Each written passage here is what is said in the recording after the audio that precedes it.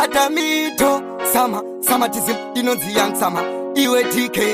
Rengi international Ewa tachipango Manova kukutu idea Midepa Kuti amusati mandisia Random tochinja magia Yepka yo T1 Boss yanyu Ndakakura ndichinetseka Life yenerera Mama na teti vari vapenyu Tichishayaka na munyu Ndakakura ndichinetseka Life yenerera Mama na teti vari vapenyu Tichishayaka na munyu Yaingove namo yekarasaro Daito chema semariro Certificate nchipeiwo masano namo yakanditamba kadeya ndakakura ndichisora makatapeya ningazifunga papea ndinochema musoro waikara kuchingotema ndakakura ndichinetseka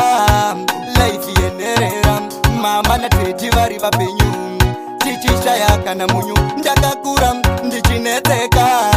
life yenerera mama na teti vari vapenyu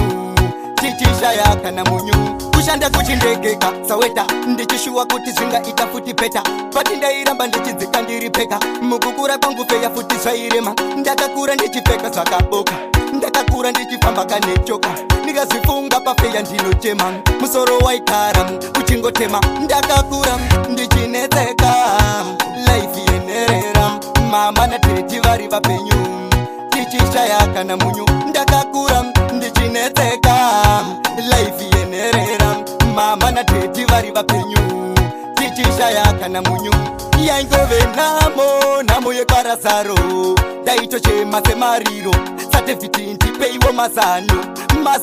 namo yakanditamba kadeya ndakakura ndichisora makatapeya ningazvifunga papea ndinochema musoro waikara kuchingotema ndakakura ndichinetseka life yenerera mama na teti vari vapenyu tichishayaka na munyu ndakakura ndichinetseka life yenerera mama na teti vari vapenyu tichishayaka na munyu namo yekarasare daitochema semariro Certificate ndipeiwo masano namo yakanditamba kadeya ndakakura ndichisora makatapeya ningazvifunga papea ndinochema musoro waikara uchingotema sama anobva kukutu idea